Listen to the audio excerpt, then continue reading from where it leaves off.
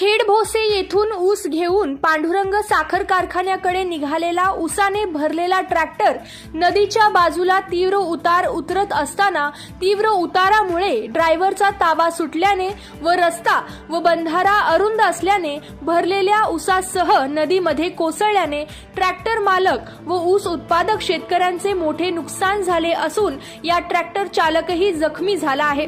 त्यामुळे सार्वजनिक बांधकाम विभाग व प्रशासनाने दखल घेऊन उतार कमी करावा व संरक्षक कठडे बांधावेत अशी मागणी ग्रामस्थांकडून होत आहे।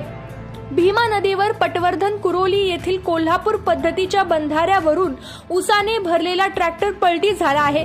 गेल्या वर्षी आलेल्या नदीच्या महापुरामुळे कोल्हापूर पद्धतीचा बंधारा शेजारील भराव वाहून गेला होता। प्रशासनाने तात्पुरती मलमपट्टी केली आणि रस्ता सुरू केला, मात्र दोन्ही बाजूला संरक्षक कठडे नसल्याने आणि अपुरा रस्ता असल्याने नेहमीच वर्दळ असलेल्या या पुलावरून अपघात होत आहेत।